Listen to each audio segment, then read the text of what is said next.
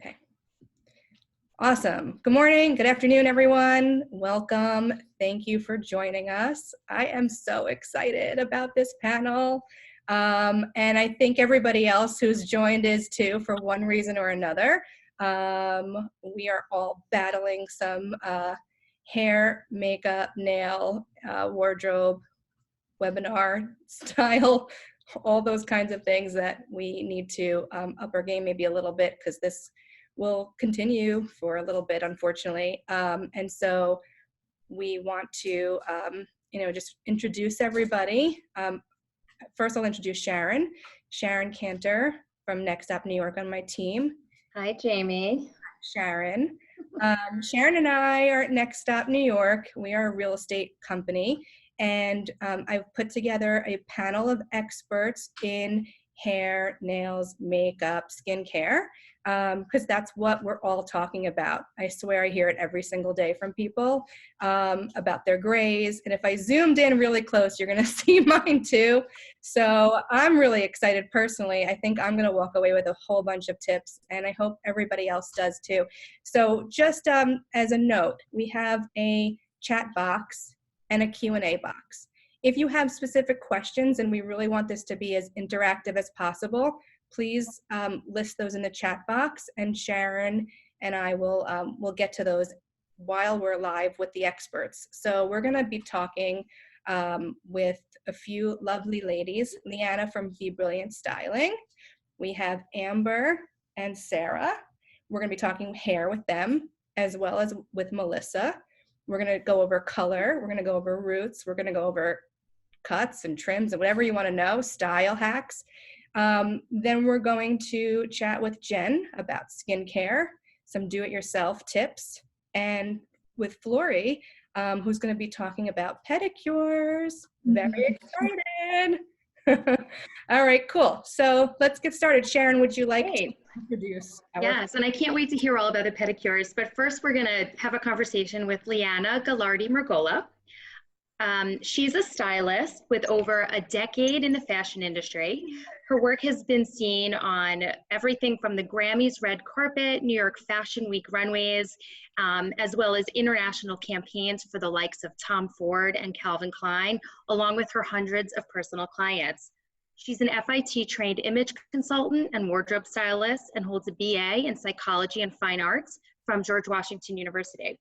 In 2017, she launched Be Brilliant Styling. Her mission is to provide transformative experience that empowers her clients to feel their most confident by connecting to their authentic style. Hi, Liana. You just have to unmute yourself. Hi. I'm sorry? How are you? I'm good. How are you? Thank you for having me, and thank you for the introduction, Sharon. I'm excited to be here.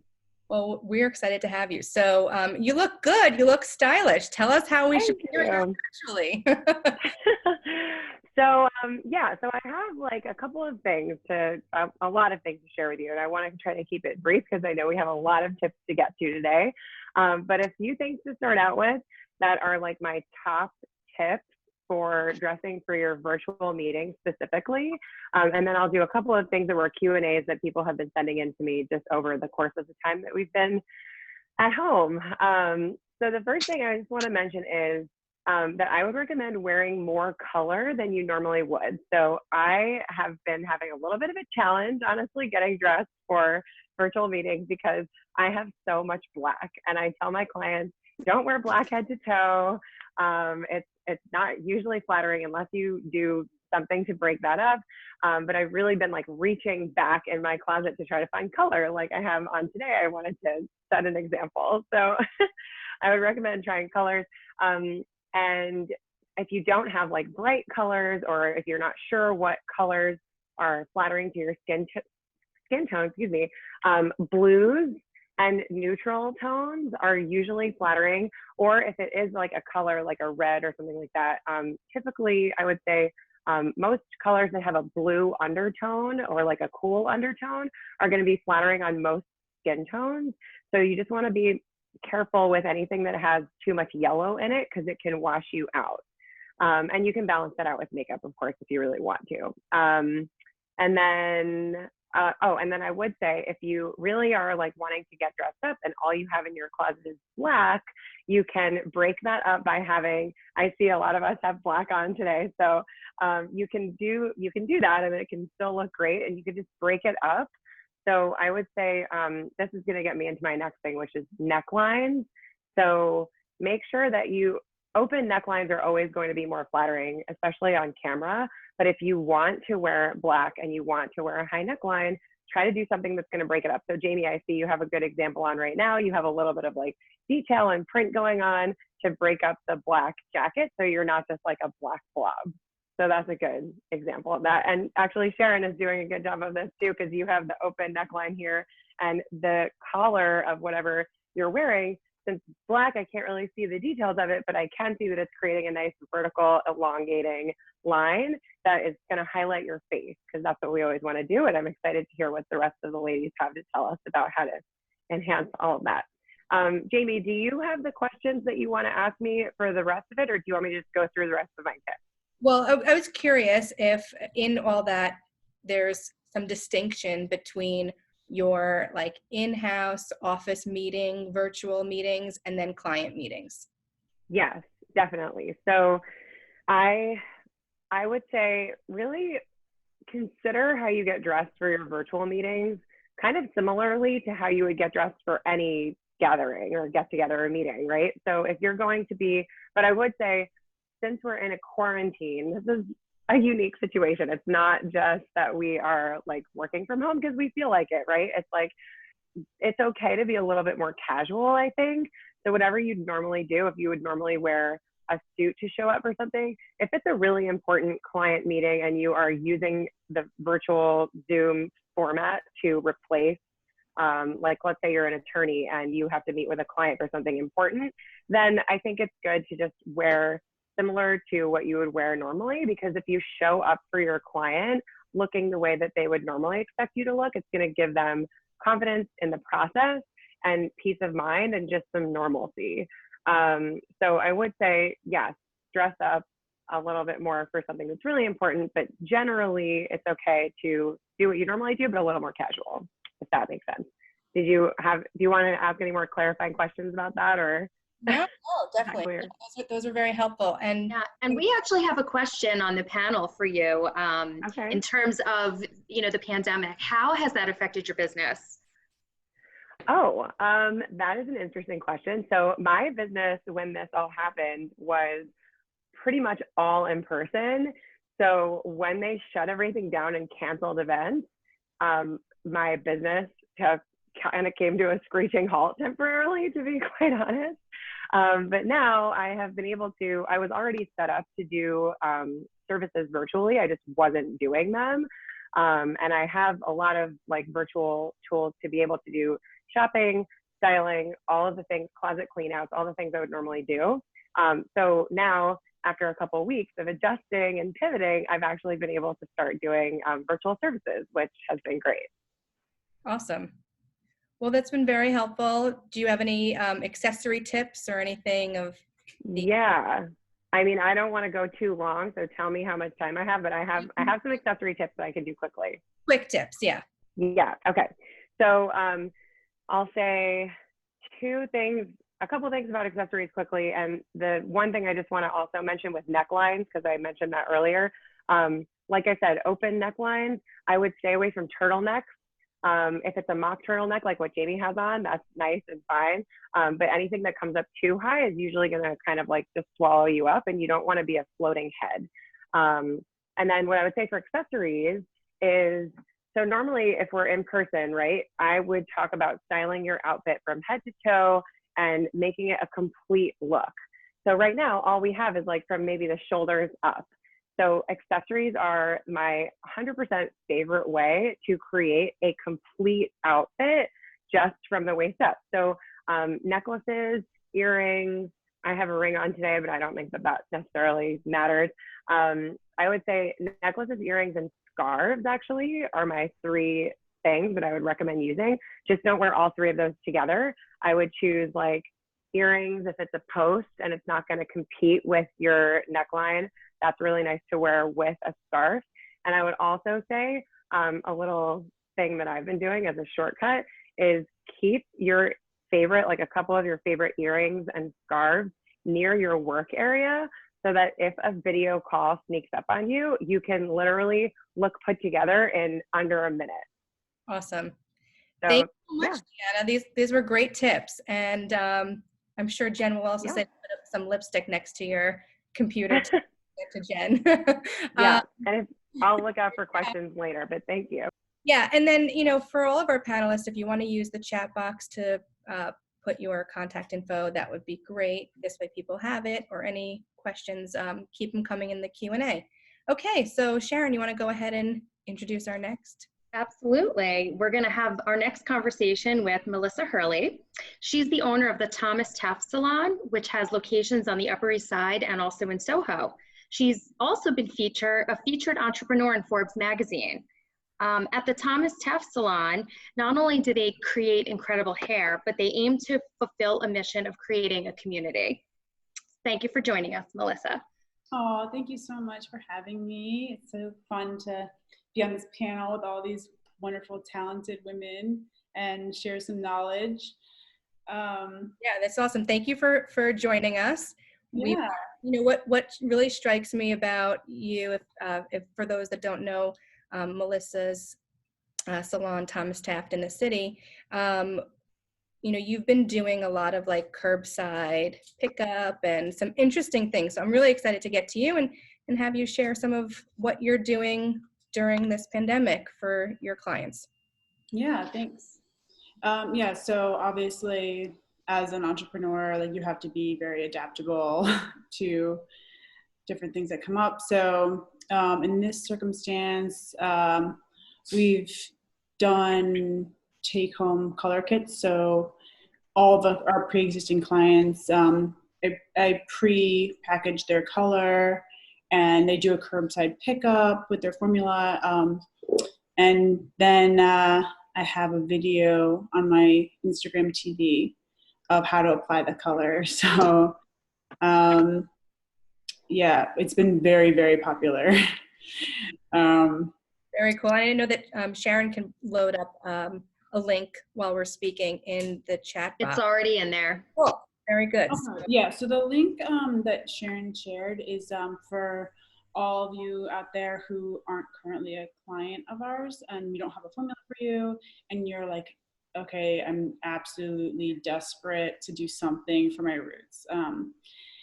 So the product that I'm recommending is from Amazon, and the reason I like it, it's a touch-up kit. It's very like mild in terms of like the peroxide level, so the damage will be minimal, and you're gonna notice like it's a translucent finish. So the appeal of that for the hairstylist is that it's easier to fix when you get to see us.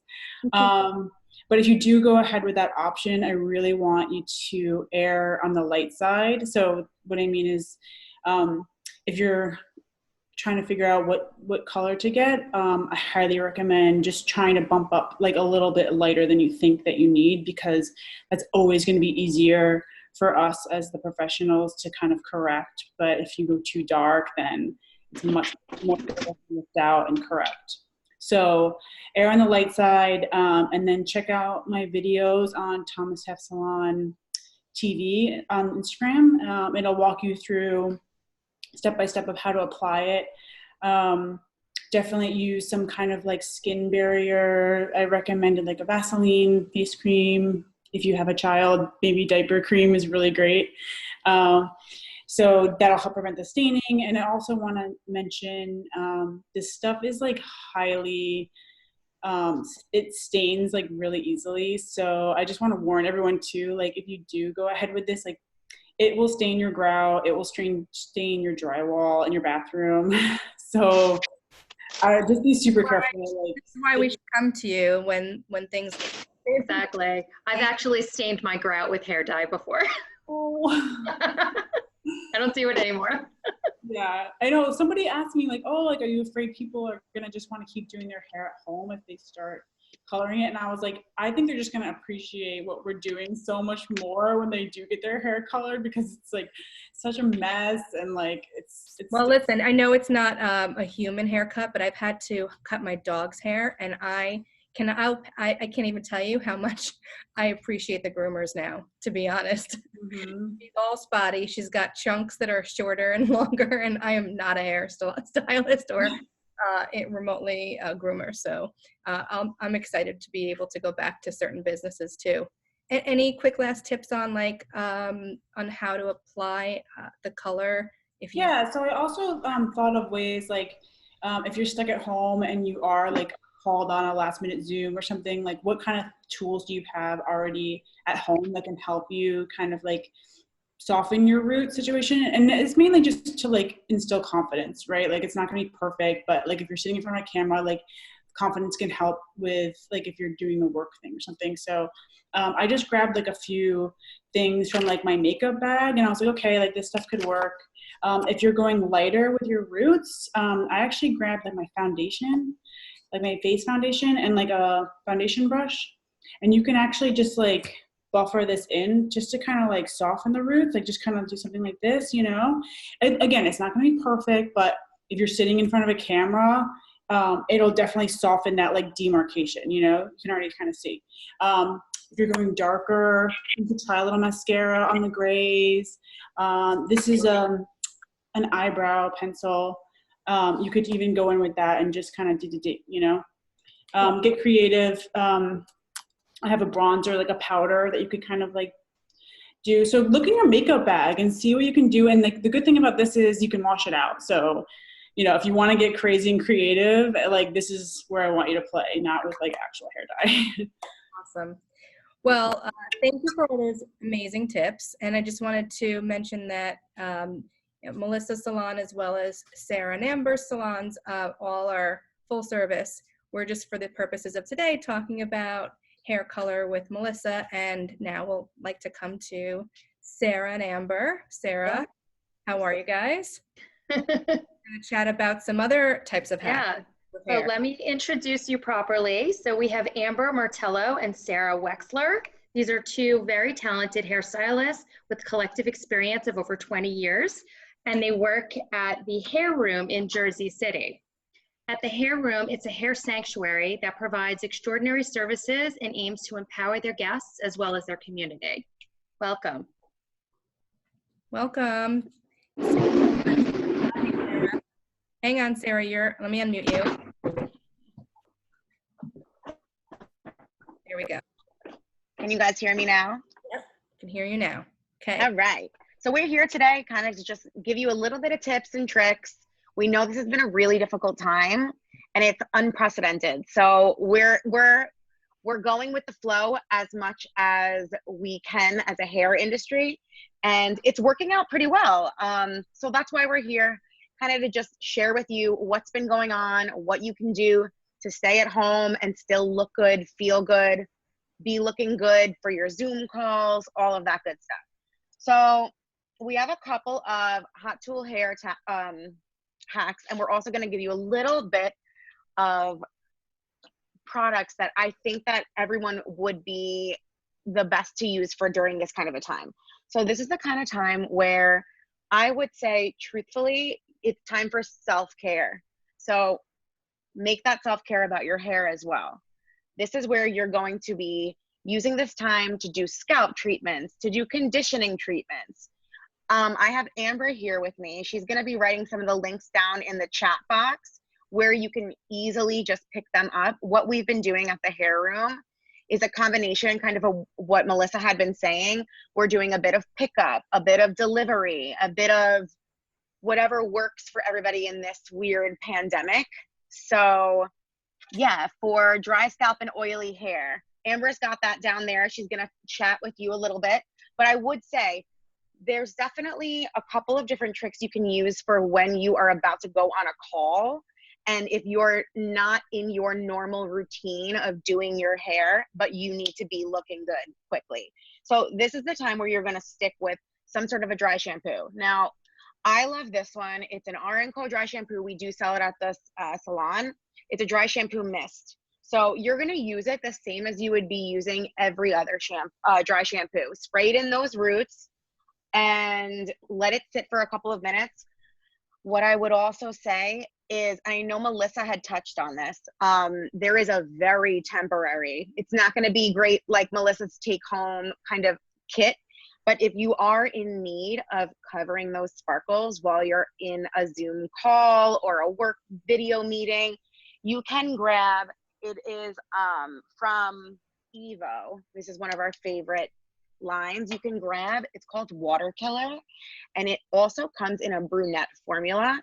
So if you want to just spray it on, you definitely can do that. It kind of goes hand in hand with using the mascara, using those eyebrow pencils. Definitely use those for the time being. What I would also say, guys, is this is the time to condition that hair, right? So easily now during this pandemic, we're going to make it easy for you to get those in your hands.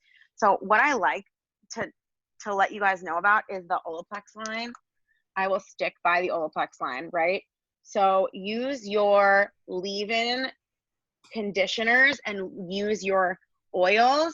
And what you'll do is you're going to use those for how your hair is working that day, right? If your hair is too frizzy that day, what you want to do is tame it down with some sort of an oil. It doesn't have to be a specific brand either. If you can get your hands on any sort of oil, go for that. You'll use a little bit of that and that will go a long way. If your scalp is too oily, what you're going to go in with is grabbing some sort of dry shampoo, or this is our favorite, it's a styling powder. It's the same kind of a thing. You're going to use this right on that scalp and it's going to pop up all of that volume so that quickly you look like you just washed your hair for your meeting. Nice. Yeah. Well, all those links are there. Yeah, and Yeah, Sarah, for sure. can you talk a little bit about, how would you care for dry scalp or oily hair at this time? Yeah, for sure. I would say another thing that you can definitely use for dry scalp, this is the time I would stick with, it's tricky to do things at home with your hair scalp wise. What I would say is use something like this apple cider vinegar rinse. You can make one at home. I would err on caution doing that. But yes, Amber is right. Acid wash, this is a savior. We're all doing weird routines now, right? Because we're in a pandemic. Some people are not washing their hair ever. Some people are really bored, so they're washing their hair every day. Whatever's going on in your routine, there's always a fix for that. So if you're washing it a lot, I would add, either way, I would add some sort of a scalp rinse to that to keep the pH of that scalp pretty easy in the middle. So What about some style tips? Yeah, for sure. So this is another time. What you've done with your hair, but I would never be able to. You think that? Talent. You think that? A video, a how-to on that. For sure. So before I even go there, what I do want to say is with our new routine of this pandemic, what we're doing at the hair room is we're doing virtual classes.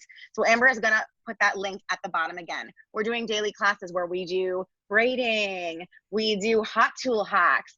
And a lot of times it's a one-on-one because we're home, right? So if you have only that amount of time, we'll set up a Zoom and we'll make sure you learn how to braid. We'll make sure you learn how to do hot tool tricks. Today we're baking cookies, right? Give us a peek at one of those tips. Yeah, for sure. So what I would say is, let's just say you are about to go on a call, right? Do something very simple. You're only going to be seen from here mostly, right? Just like everyone else has been saying, you're going to just stick with what is going to be seen. So you can do cute little tips. Take a little bit off of each part of your part in the middle, or you can part on the side. Take a little bit off the top, spread it into two.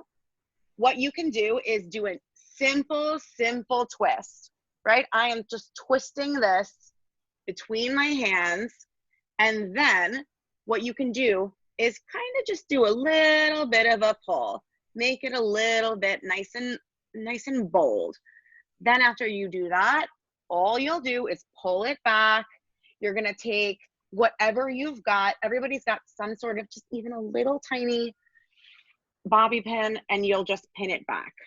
So that's, yeah, that right there is a brand new little hairstyle that you look like you spent 20 minutes doing. I love it. Yeah. But the same kind of thing, you can go crazy with these tips and these hacks. What I would say is, yeah, Sarah, what about handling a shorter hairstyle? Like, let's say you have a shorter, curlier hairstyle and it's getting a little bit overgrown and you can't get a haircut. What would you do with that? Yeah, fair enough. This is going to be something where you add accessories into your routine and keep it more simple than that, right? We have to remember, not everybody is a hair professional. You don't have to be a hair professional. Use something like this. Use a cute little accessory and use it to keep those little pieces out of your face. So now she's got long, beautiful hair, but you can do the same kind of a thing. Grab yourself from Amazon. You can go on Amazon, grab any little accessories and have fun with your accessories.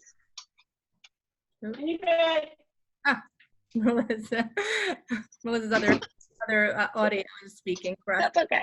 I have a question before we move on. Just a really quick, question for you guys, for both hairstylists.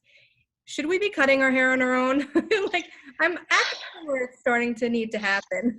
Okay, so this is what I would say.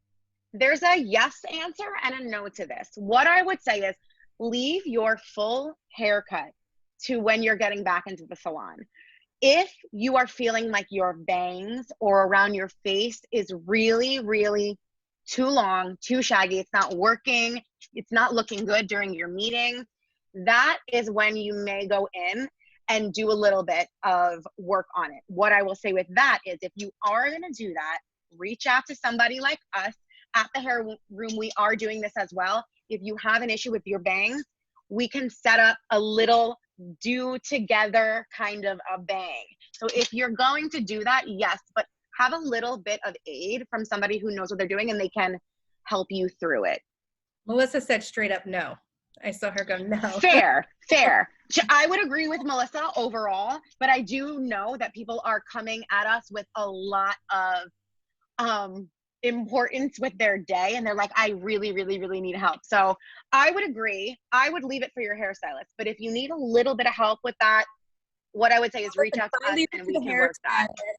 However long this goes, I'm going to be donating locks and locks and locks of hair. Love it. This is the time to do that. If it's not sweeping the floor by the time this ends and I need a haircut. Okay, so thank you so much, Sarah and Amber. Of course. Appreciate that. So let's move on to... We're going to talk to Jennifer Dockendorf next. And Jen is a licensed esthetician, artist, and makeup artist and educator with over 10 years experience in the beauty industry. She uses her love of teaching, beauty, art, and wellness to help develop DIY skincare and makeup for her clients. Welcome, Jen. Hi, how are you guys? Great. Thanks for joining us today. Sure. So tell us what we can take out of the pantry, what tips and hacks you have of skincare.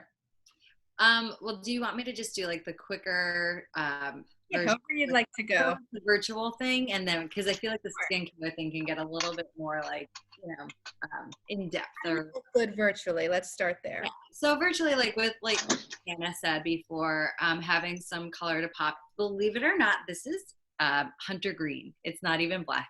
So it's coming out different, I think, just because of the lighting right now in my apartment. But I try to do a little pop of color. I typically don't wear a lot of, unless I'm going out a red lip, but something like a little bit brighter or something on the lip is a nice way to kind of brighten the face. Like she was saying actually earlier too, a little bit more sometimes comes through a little bit better just because we can get washed out. Like right now I'm in my apartment, my background is totally beige.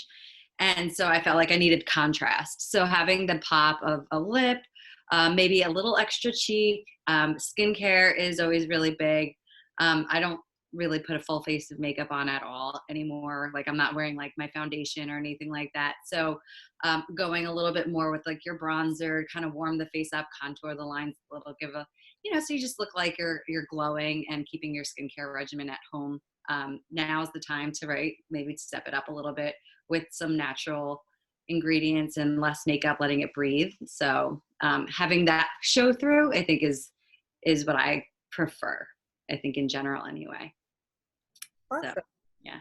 What about going a little further past the video and any like remarkable, interesting things that, since we have some time now on our hands at home, we can maybe open up the pantry or go through what we have without having to go out, or maybe order some stuff online. How do we like do our own facial, or what products do you recommend? Okay. I would say some basic good ones to have in your kitchen to use all the time. Using like a sugar for exfoliating, keeping that dead skin cells off. So maybe doing something like a coconut oil or an oil of some kind, or even, just making an at-home scrub. I know some people were asking me recently about like lips. So a coconut oil with your sugar for your lip or something like that is really nice. Honey is always great to add to a lot of masks. So I would say I've been doing a lot of masks. I don't know if we don't have, like, if this is going towards people who are not vegan. I would say an egg is always a really great DIY mask. I feel like it just gives like an instant facelift. So if you're oily, just use the egg white, maybe add a little bit of honey. If you have dry skin, keep the yolk in there. Honey's great. It's got antibacterial properties. I feel like I put that in so many different things, and it's really hydrating. It locks everything in there. All sorts of oils are great too, as like a carrier oil. So if you have almond oil, avocado oil, any of those things, adding those into a little like DIY mix makes everything penetrate deeper into the skin. Citrus, so things like even tomatoes. I use tomatoes in my face masks. They're really good for like lightening and brightening the face. Citric acid, I can't speak. And a lot of different fruits and vegetables like lemon, that's going to help also cleanse the skin a little bit deeper, brighten it, and just kind of give you a little bit more of a refreshed overall look. So there's just, I think it just depends on the skin type particularly, but I feel like everyone could use a little bit of that exfoliation right now. We're kind of not seeing as much sun necessarily, and just a little, and we can, you do need to be careful if you're doing a high exfoliation going in the sun. So, if we're inside a little bit more, we can do these things and kind of brighten it up and clean it out. We had a question that came in for you in advance of the meeting, and it was about how to best deal with wrinkles and sun damage. Okay, so there's a few different ways. Like, I'm going to go probably back to the citric acid with this, because it does kind of help get rid of the sunspots and the damage. Banana peels, which is kind of random, but I like to use those while I'm eating the banana, rip them off, and you can actually rub all over the face. It's really good for exfoliating, cleaning, moisturizing, gets rid of dark spots too. You can leave it under the eye for dark circles and puffiness, and kind of brings like a little bit of relief to that area too. So for sun damage, I would say banana peel, or you could use, again, citric acid. So oranges, apples, a lot of these things actually have that in there. There are different levels of how strong they are. Again, always test these things out first. If you're allergic, I would rather, if you want to test it on your jawline or behind your ear, that's a really great area. So that way, if you have like sensitivities. But that would be great. Cinnamon actually plumps the skin too. So if you add that into any of your home remedy DIYs, it's also cleansing, antibacterial, but it plumps the skin up. Caffeine, as we know, some of us know, some of us don't. It's in a lot of skincare ingredients, and that brings circulation, it tightens and constricts, so that will actually help. It's not something that's going to work forever, but that's like a quick pick-me-up. So say you have a meeting in the morning, and maybe, or you're meeting with your friends or whatever, you're about to FaceTime with them. I have coffee cubes always in my ice tray. or like green tea cubes. I have coffee cubes. So you can just actually rub that all around the area. That's going to tighten the skin. It's going to, if you have puffiness, but also for wrinkles. So these are some of the things, but I would say like longevity wise, if you keep using some sort of citric acid in your regimen, you don't want to overdo it. So just maybe like once or twice a week, but you can hold them in your fridge for about a week and reuse them a couple times. And that shall over time help reduce wrinkles. So, Jen, if you're gonna put banana peel on your skin, how long, or an egg, how long do you leave it on before you wash it off? Sure. I would say anywhere from 15 to 20 minutes. I tend to leave my skin, believe it or not, I'm a redhead naturally, and you would think I was super sensitive. I can hold things on my skin for a little bit longer, but I think it depends on your sensitivity. But usually I would say anywhere from like 10 to 20 minutes is approximately how long. Really just is going to depend on what your threshold is. But I like to like just stretch it out. So when I have my egg mask on, I'm like I can't move. I'm totally sucked down. It's like really tight and restricting, and I'll leave it on sometimes for like a half hour. So egg white with like what's it called? Lemon juice is one of my favorite ones to do for brightening and tightening and with the wrinkles. That's cool. Talk to us about the rollers and like the oh yeah, they're my favorite. So that's really a good point. So without going into your pantry, you can order out like on Amazon the DermaPen. You do want to make sure you're using it right. So make sure you look it up. You don't want to use anything too aggressive, and especially if you have like rosacea or anything like that, don't play around with these things. But for wrinkles, once a week, and I've seen a huge change in my skin. I do once a week a derma roller all over, and then I put on a really nice like deep penetrating face mask afterwards, and I feel like that really helps with the wrinkles and any kind of like, it plumps everything up, so it's kind of like getting your microneedling or like a vampire facial, but on a little bit of a lower level. But keep doing it once a week, and then you'll see the results over time. So a good way to skip the Botox, go the natural route. It's a really good one. That's awesome. Well, thank you. I think you've enlightened me, so I'm excited to try some of those things. What about really quickly some brow tips? Do you have any brow tips for us? Yeah. So that's one thing that I say again, like do with caution. Is the same thing as cutting your hair, right? You don't want to like totally like go in there and mess up the shape. But you can clean, all along the outside, in the middle, kind of steer clear of getting too close, but you can usually see where you're supposed to go, where the guidelines are. I would say you could even Google, where you're supposed to start. Again, don't get too close, but kind of for your general idea. I'm even doing private clients. I'm doing virtual brows right now, so I can like tailor it to you to have you draw it on. But for anyone who's just doing it at home by themselves, just kind of keep it clean. I don't even know if I would go in there with scissors too much, but if you decide to be a little risky and do that, just brush the hair up, go above where the brow line would be. So it's just the hair that's like really kind of far away, because some people get those crazy like grandpa brows. So I would say if that's happening, yeah. And like you could brush them down. Again, be careful of your lashes. I don't know how long they are, but kind of be moderate. So, you can do a little bit of cleaning, but just keep it further away from like the general area. Just kind of clean it up. The good thing is if you snip too much right now, it'll grow back, right? Yeah, it's true. It's true. But yeah. I'll ask Sharon to just double check that we don't have any other questions for anybody who's presented yet, but thank you so much, Jen. We'll move on to Fleury. I don't know, are we here, Fleury? There we go. She's there. Are you here? Okay. Hi, Fleury. We don't have your video. Fleury's coming in and out. Melyssa's dog is so cute. So cute. So cute. Oh, there you are. Fleury. This is Fleury Rose. She is a nail art pioneer who's been working in the industry for about 10 years.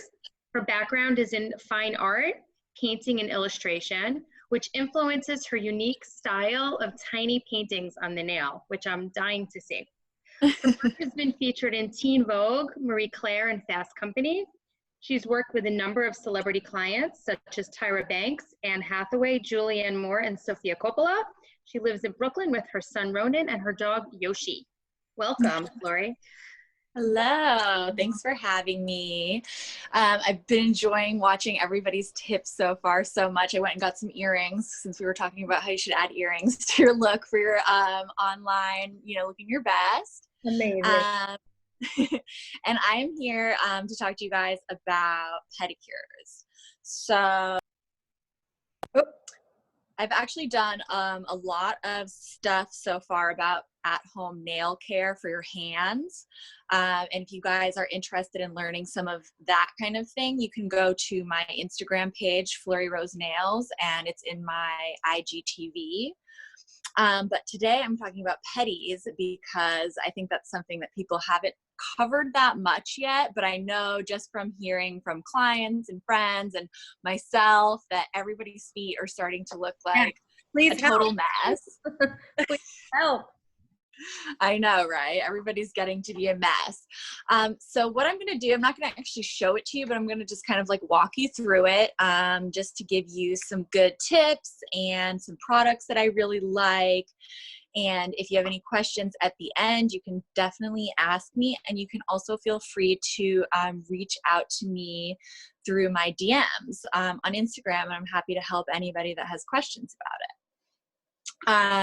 So first thing that I think when you are going to do a pedi at home is that you should set the mood. So I know that this isn't like essential, but I know for myself personally and a lot of people that they get a pedi because it's not only to make your feet look great, but it's to relax you and just kind of put you in like a nice state where you feel like you're doing something really nice for yourself and taking care of yourself. So some ways that you can do that are to just set yourself up in a nice comfortable area, maybe put on some nice lighting, some nice music, that kind of thing, just so it's like relaxing and restorative as well as like something that makes you look nice.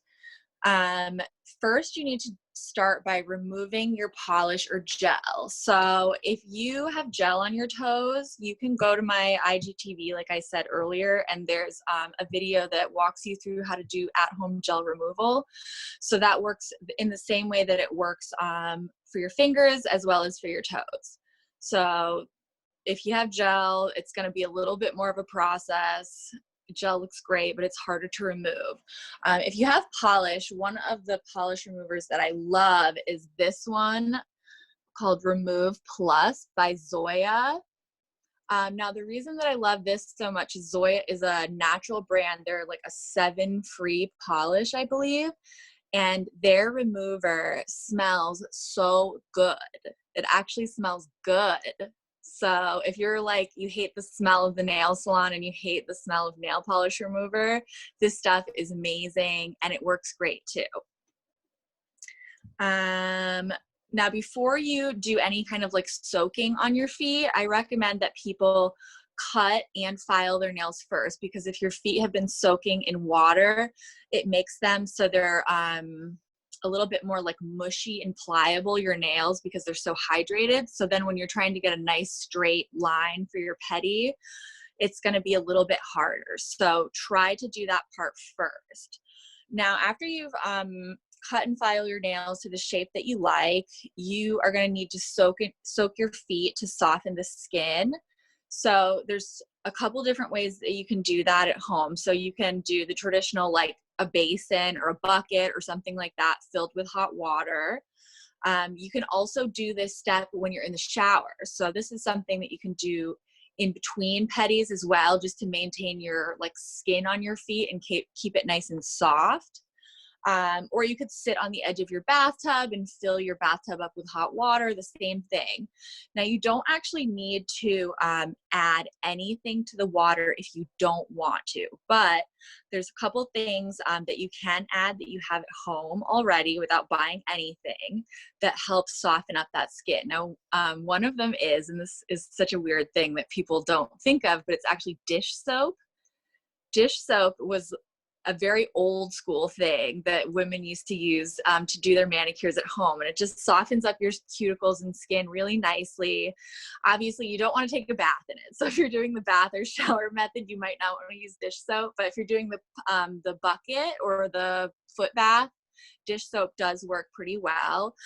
You could also just use soap. You can use Epsom salt. If you want to make it like a really luxurious spa treatment, you could put some oil in there, like coconut oil or something. You could use lavender oil. You can put fresh herbs in there. You could put lemon slices, really like whatever you want. So like maybe you're at home with your quarantine boo or your husband or something and you guys want to do it together. That's like a nice little way to either do something romantic as a pair, or you could do it virtually with a friend and you guys could do like a little spa day together, or just like, you know, romance yourself. Nothing wrong with that. So after you've soaked your feet, you want to do that for at least like 5 minutes, maybe a little bit longer if your feet are really raggedy. And just a product that you can buy that I really enjoy using because of the smell and how well it works is this CND foot soak. So you just put a little bit of this into either your foot bath or whatever you're using to soak your feet, and it softens it up really nicely and it smells pretty too. So next, once you've let your feet soak for a little bit, you want to use your pumice. Now you can buy a pumice at the drugstore online. That's like the natural pumice. And those I see people keep in their showers forever, usually. So you might have like a really old pumice stone, but just throw it out. You don't want to use that on your feet because it's probably got bacteria and stuff on it. Buy these little, these are single use for a professional like myself, but if you are doing it at home, you could probably use it maybe like 2-3 times before you want to throw it out. It's just a really tiny mini pumice, and you can buy these on Amazon in a big pack. Just store it like, you know, in your linen closet or something. And these work really great, and they're super gritty because they're fresh. So you're really going to take a lot of that dead skin off, which is what we all want. So scrub your feet using this with the soap or whatever you've chosen to put in the water. And my favorite tip with this is going to really take like a lot of time off of your whole pedi, is you use the little corner here and you scrub gently, not too hard, but gently you scrub along your cuticles. So I'll show you like on my fingernail what you would do. And you just take that little corner right here and you get right into the edges and scrub all around the edge of your fingernail, or your toenail rather. And that is going to remove all that nasty built up thick cuticle and all the stuff that's built up around the sides of the toenails where it builds up. It takes it right off. So when you get to the later steps that we're going to talk about, you're going to have so much less to do. So try it out. I think you're going to really like that tip. Sorry, is it possible to like scrub it without having to do the clipping and stuff, without having it cut? Like, yeah, absolutely. Absolutely. That's why I mentioned this tip, because this can actually, like, if you are somebody that either doesn't have nippers at home or you don't feel comfortable using them because they are very sharp and you can hurt yourself, doing this, it's like a little cuticle eraser. So you just take it and scrub all of that nasty skin out. Additionally to that, if you want to, after you're finished soaking for a little bit, you can use this stuff. It's also by CND. I just happen to really like their pedi stuff and their product line. They're the makers of shellac, which are probably a lot of you guys, if you do gel, you like that. It's called Cuticle Eraser. Let's see, can you see it? sort of. A little bit. I'm like, maybe the light's too bright. There we go. Right there. Anyway, it's called Cuticle Eraser. Once again, I think you can buy it on Amazon. And it's an AHA exfoliant. So you can put that all around your cuticles after you've soaked them for a little while. Let it sit for like maybe, 5 minutes. And then go in with your pumice stone, and you will take off so much of that cuticle. It'll look like an airbrushed finish. It's really beautiful. Fleury, have you used or have heard of or recommend Happy Feet? I think you're talking about baby feet, right? Yes, not happy feet, baby feet. Have you tried that? I think I did try it one time and it didn't really work for me personally, but I think it might be because I already do petties on myself or get petties regularly. So there like wasn't that much skin to take off. But I have heard from a lot of people that they really like it and they find the whole like skin peeling off thing very satisfying. Well, considering, that I haven't had like an actual pedicure since this started and probably before, because I was like just taking my nail polish off when everything shut down. Yeah. I tried it and I probably put it on like 5 days ago, 6 days ago. You're not supposed to put any creams or lotions on. No. So you have to let your skin dry out and now it's healing. And okay. Good. It's exciting. It's like good peel. So maybe that's something to consider before you start your like the deep soak and the pedi is just to get you can get them on Amazon. You just stick your foot in these like, foot booties, wrap it up, and I don't know. I liked it. It was pretty good. So we'll see how much it works after the next like day or two. But it's starting to peel today, so it's pretty exciting. Okay. Yeah, I mean, I didn't actually have much success with it myself, but I know I've heard people like it. So I can't say from my own experience that it's great, but I've heard that people like it. So if you want to try that out first, or even like try out my way of doing it and see, because I promise it's going to look great. So you might not even need the baby feet after you try what I'm doing. True. So do you want to just go through the rest of your tips quickly and the how-to? Yes, absolutely. So after you've done the scrub with the pumice stone, you want to use like a sugar or a salt, some kind of gritty scrub, because that just really refines the surface of your feet. This is going to leave them feeling a little bit rough. So if you skip that scrub step afterwards, you won't get like quite so much of a smooth finish.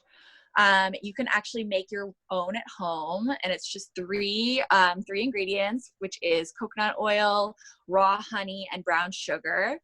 And you can actually use that as a body scrub. I've even used it on my face before. It's a really beautiful natural scrub, and most of people have those ingredients at home, so you can try that. After that, you want to dry everything off and you want to do your massage. Because I know for myself personally, going to the nail salon, it's all about the massage. So don't skip that step. You can look up some really great, DIY foot massages on YouTube or on Pinterest, and maybe with your friend, your husband, yourself, whoever wants to do it. Just give yourself a nice little massage, because this is a really difficult time for a lot of us, and it's important to take care of yourself and like do nice things for yourself. After that, you want to make sure that you remove all of the oil from your nails. So before you get to the polish part of the process, you want to make sure that you swipe all your nails once again with that remover, because having oil on your nails before you polish them is going to make it so the polish chips off right away. So you don't want to do that.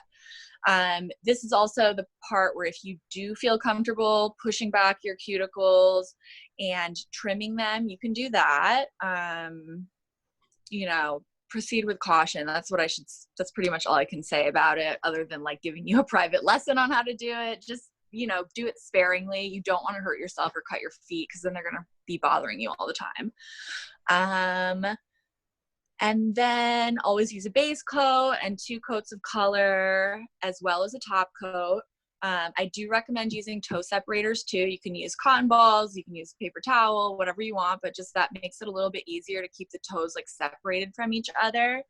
And then 2 top coats that you must use, because these are the best quick dry top coats there are. This is what I use on set when I'm doing editorials, when I'm doing commercial stuff where models' feet are in and out of shoes right after I finish polishing them. And it's called Out the Door. You can buy it, I think, from Ricky's. I'm sure you can find it some other places. Out the Door top coat. It dries so fast. It's unbelievable. And then the other option is called Seche Vite. And Sèche-Vie is also quick drying, and that one is great for if you're going to do nail art or any kind of like designs on your toes or fingers, because it doesn't smear ever. It's great. Awesome. Yes, and then 2 quick dry products that I like a lot. One is Zoya Fast Drops, and one is CND Solar Spray. So another thing that kind of speeds up the process. Is it overkill to do the quick dry top coat and then the quick dry drops, or does it matter? No, it's fine. You can do both. I think that people, when they do petties, like the polish job, sometimes it can get a little bit thicker, especially if you're a non-professional and you're painting your own nails. You might be putting the layers on thicker, so you want to make sure it's really dry. Otherwise, you're going to wake up in the morning and you're going to have like imprints from the sheets and like the stuff in your bed on your toenails. Right. Well, we've all been there. Minutes to do some extra Q&A. Thank you all, ladies, so much for being here. So if anybody has any other questions, this is the time to jump in. I know that we did have a few. Lindsay had a question. Hold on. Exfoliating. This is for Jen. Exfoliating masks for combo skin. I'm not sure if we got to that. Okay, sorry, I had to unmute. I actually answered it in the side notes here. I was saying, like, there's so many great exfoliators out there, but if you're looking for something like a DIY, I would say you could use, again, sugar. If you're combo skin, I would say do, if you're wanting this to be a mask, or if you want it to be, it really depends. I kind of do a mixture of things. So I would do an egg white, sugar. I said like the measurements too in the side. Apple cider vinegar, as we were talking about before, Sarah was saying like it's great for pH balancing. So that actually is like one of my favorite things to pH balance my skin. And then a little bit of honey. So you kind of get that movement going around, and you can actually like use that as a way to pH balance your skin and get the impurities out, tighten the skin, close the pores, because everything's going to kind of get like sucked in with the egg white, and you'll close your pores up and tighten them up, but you'll be cleaning them at the same time and getting all the dead skin cells off. So then everything will penetrate a little bit deeper. I do love microfoliant from Dermalogica, Daily Microfoliant. It's like an oldie but goodie. It's one of those that when I first went to like the first spa I ever probably worked in a long time ago while I was in grad school, I used it, and I just feel like it's really gentle. It's great for everybody, and you can use it daily, and it's good for like all skin types. And I just feel like you don't even feel the beads, but you feel how soft your skin is afterwards. So it's one that I feel like it's stood the test of time for me. And I'm not really big on, please don't use like the apricot scrubs or anything like that for your face. They're like so damaging for your skin. So use it on your feet. On your feet. Thank you. Yeah. Like Fleury said, use it on your feet. They're so good for like those like really rough areas. Great. Don't use it on your face. So, those are some of my thoughts on that. Yeah, those are really harsh. You can use like if you're feeling like right now I look really shiny, but that's because I always put so much. I like to look a little shiny, maybe not for camera, but even using apple cider vinegar, if you have a little bit of like over oil production, a great toner is using apple cider vinegar with water. And just like the measurements would be 2 parts water, 1 part apple cider vinegar. I cleared up my acne when I was in high school. That's like when I fell in love with all this stuff. And it's, yeah, like for your scalp, I'm going to try that because that sounds like a good call. Oh, like kitty. Ronnie wants to know about any recommendations for curly hair for the hair folks. Okay, what specifically are you thinking? Let me look at this. Any products? Yeah, for sure. So I always say with curly hair, it's a combination of moisture and hold. Always moisture and hold. So I would stick with something that is like, for instance, I have one here that I use all the time. It's a curl balm, but Evo is made with minimal chemicals. It's vegan, it's gluten-free. It's all of the good things that you want, right? So yes, definitely use a leave-in that's made for curly hair. And at the same time, while you're using a leave-in with moisture for curls, I would also grab something that has a hold Here I have, it's called Gangsta Grip, but if you're going to use something for your curls, it's always a mixture. Moisture first and then hold. So we definitely have a bunch of different options for you. Like I said, go to our links. You can order from our online store. You can DM us directly and we can answer anything for you.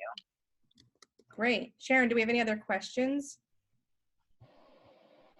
Does anybody have There's been so many put in the chat box, which is hard to follow. There was another nail question that Sharon was asking regarding the stick-on, those like nail stick-on strips, and what you think of those. Yeah, I actually, some of them are really great. So the ones that I know for sure that work well is the Sally Hansen ones. And then this other brand that I have right here, it's called Color Street. You want to stick to, if you're going to do these polish strips, because they actually do work really well and they last a while. I tried these ones on myself because I was like, these have to be like garbage. I can't believe these are going to work. So I tried it and they lasted for a long time. You just want to stick to using the ones where they say like that they're made from real nail polish. And they come in, I'm just going to open it really quick so you can see. This is how you can tell if they don't say. They come in something like this, where it's like a sealed package. This is because it is made out of nail polish. So if you open this package and don't use them right away, they'll just dry out and turn into kind of like paper. So these are the ones that you want to stick to. The other ones, there's a lot of other ones out there and they're like vinyl or they're some other like stickery material. Those personally, I feel like are a waste of money and they don't work. Cool. Yeah, I actually was seeing those come up a lot lately and I was very tempted to try them myself because there's Same here. Sherry, thank you for asking that question. Yes, Sherry's awesome. Thank you. We needed that. I do a very good job at doing my left hand. Right. When it comes to the right, it goes all over the skin. I know it can be like, it's difficult at first, but like I said before, I put up some really great DIY, just mani videos on my IGTV that walks you through all the steps. And specifically for what you just mentioned about getting it on your skin, when you take a shower after it's all dry, it comes off. Nice. Or you can actually just use a little brush and dip it in nail polish remover and trace around the outside or a Q-tip or something like that just to clean up. But once you take like a hot shower, all that stuff comes off and your nails will remain and it looks nice. Right. Awesome. Yeah. Well, this was all amazing. You guys are fantastic. I've had so much fun. Have you all had so much fun? Yeah. Good. Yes. Much fun. I don't know if we have any other questions. I just want to be able to end this relatively soon in case anybody has to drop off. But if anybody does have any other questions, please feel free to ask while we're still here. We'd love to continue answering any questions you have. But anyway, thank you so much for being here. We really appreciate it. Do you guys want us to like leave our information again? Because I know I have people we were saying if they want to reach out and ask us personal questions like one-on-one or I've been seeing. Absolutely. I think that was like Melyssa said, she has some IGTV videos. I do too. Just make sure that you are selecting all panelists and attendees in the chat box. Cool. Hey, Jamie. We're just going to all panelists, and I think they were meant to go out to everybody. Cool. Thanks, guys. Yeah. Thank you. Thank you. Thank you, guys. Liana, we're going to say something? Oh, yeah. I was just going to say I had somebody ask me a question in advance that we didn't get to because I wanted to end before, I didn't want to go too long in the beginning. But really quickly, people have asked me a lot of times, do I have to wear pants when I get on virtual meetings? And at first I thought that was a ridiculous question, but if you've seen that the Good Morning America host got caught on a Zoom broadcast not wearing pants and he was dressed very nicely on top, I just thought I had to answer this question here again because yes, I would say not only is it obviously I think we all know we have to wear pants, but I would also say have a pair of like, even if you just wear black leggings, if you want to do the like mullet outfit. I personally prefer if you're, yeah, like I personally would prefer, like, I feel more confident when I wear a pair of jeans with whatever I have on top, even if it's more dressy on top. But just don't wear your pajama pants if you're going to be on an important virtual Zoom meeting, because you don't want to have that worry of if you stand up for some reason, somebody seeing that you're wearing pajamas. So I did just want to throw that in too. You know, when this all started, that there have actually been some very funny little bloopers that I've heard of. Not me personally, I hope, but a few people have had some bloopers. Tiffany Haddish was on like a huge, she had mentioned this on a show, that she was on a huge, like, was her first webinar or like a Zoom meeting, and she took the phone into the bathroom and went to the bathroom. How do you mess that up? Use the mute button. And, you know, is this bad? I'm wearing like I can't even see. sweatpanty type of pants. Oh, They're not I throw a jacket over pajamas every single time. Yeah.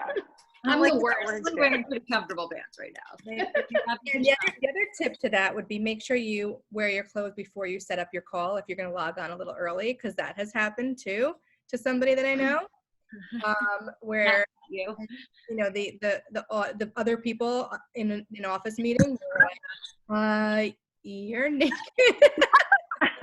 So you've got to be sure to put some clothes on before you open up your Zoom meetings. Yeah. Yeah. You can also put something over your camera. Like, you can have a little sticky note that you use to block, so that just in case your camera turns on and you're like naked, you don't get caught What if the accidentally. sticky note falls?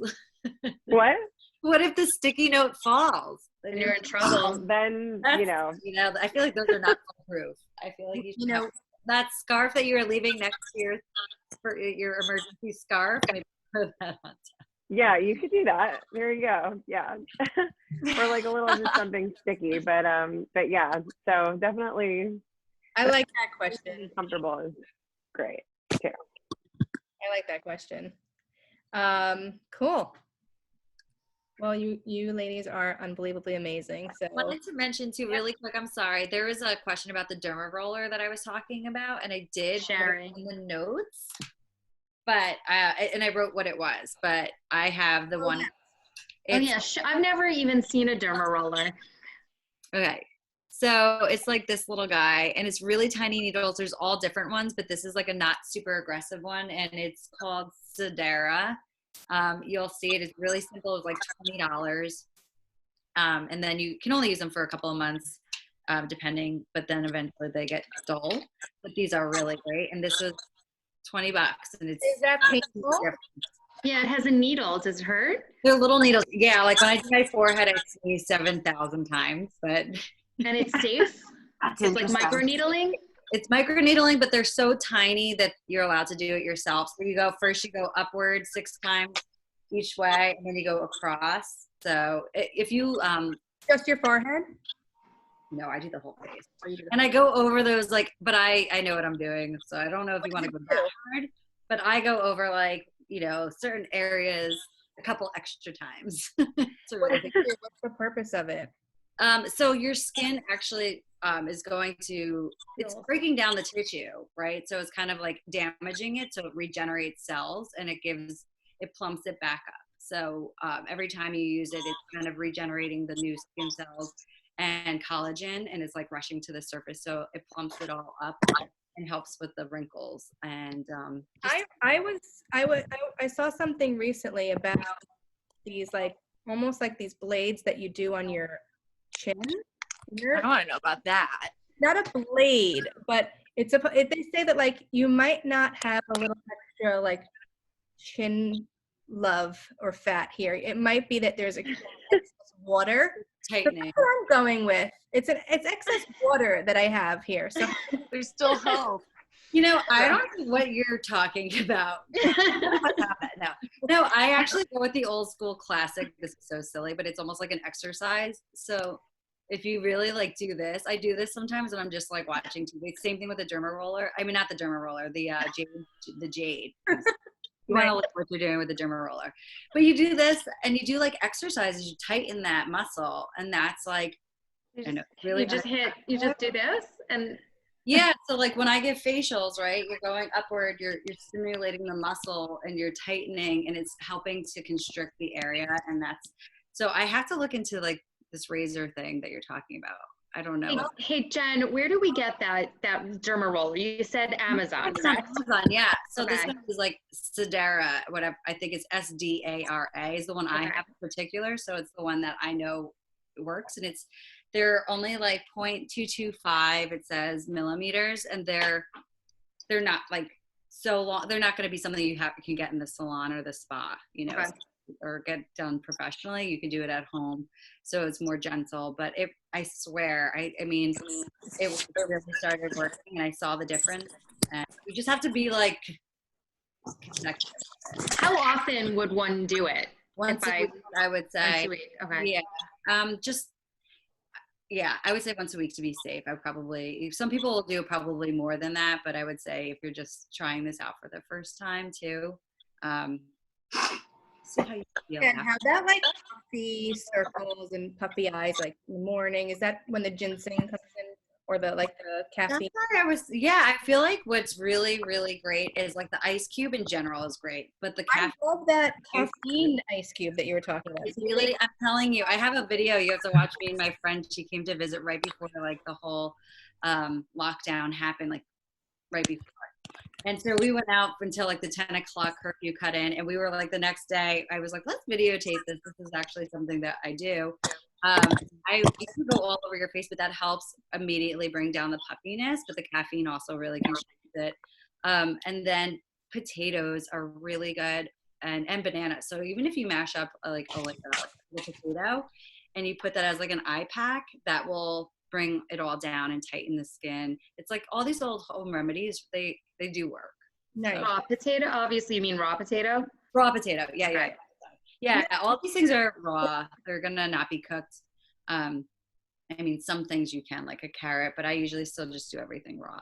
And the caffeine ice cube, you just kind of rub it over your face. I just keep going along like the occipital bone, like just constantly rubbing it in like a circle, and I kind of like go back and forth, and I'll, if I feel like a little bit puffy anywhere else, but it really brings down the puffiness and tightens it up, and I just think it's like, I don't know, you can use green. You do that with tea. Much extra antioxidant, but caffeine has coffee has antioxidants in it also, so it's all really either good. Coffee or like a green tea would work.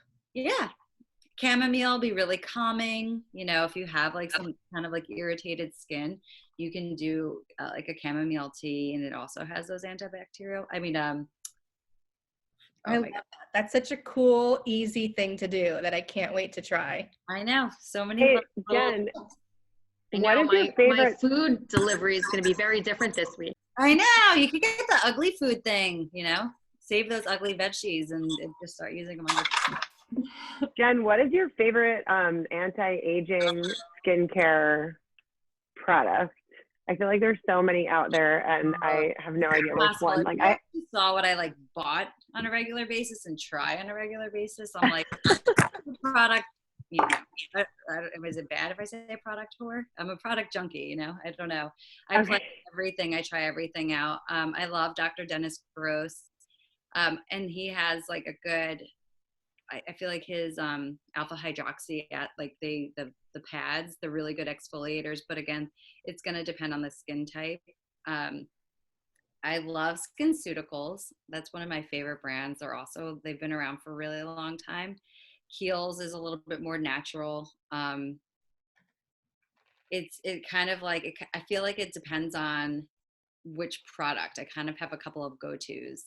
So my favorite right now you can tell me what you think of this, or if you have something similar.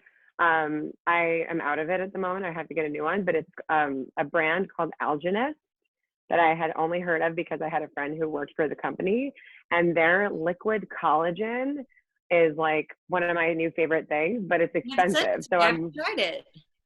It's I'll send you, I can send you guys, I'll type in the chat the name of the brand and the product name.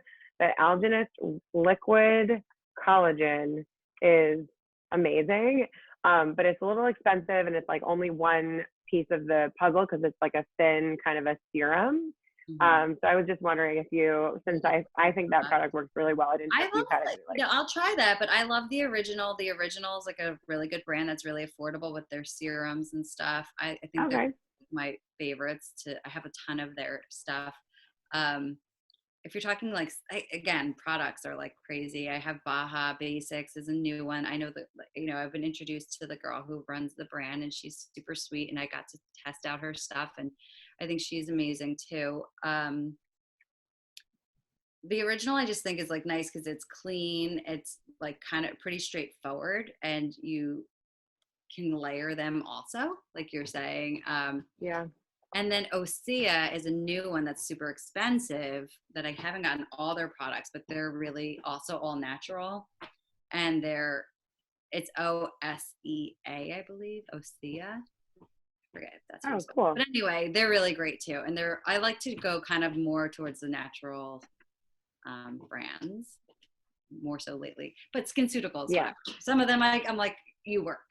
So. Right. Yeah. Okay. Thanks. Yeah, that's great. Let me know that one. So. Yeah, I put it in the chat, and I can send it to you after too. Okay. My cat's. She's already putting lots of items in her cart. Yes. I told you she would ask a lot of questions. I love it. Well, this has been awesome. I mean, listen, we're just chatting, so I'm glad that there's still some people hanging on and listening. If there's any other questions, you know. I love it. I don't want to keep you guys. You know, we definitely went over, so I appreciate you taking extra time. I know some of the other ladies had a hard stop and had to go, but thank you again. This was enlightening, and I can't wait to try some of these tips too. Same. Thank you. It was great. Thank you, guys. Thank you, guys. And thank you, everyone, for joining us. Thank you. Yes, thank you for joining us. We really appreciate it. We hope you learned something and enjoyed it. And it was great. All filling up your Amazon carts too. And don't end the call because I want to try to copy the chat box and save it. It's okay. I have it saved. It's fine. You can save it on your end? Okay. Yeah. Okay. All righty. Bye, guys. Bye, everyone. Bye. Thank you. Bye. Bye. Thank you. Have a great day. So.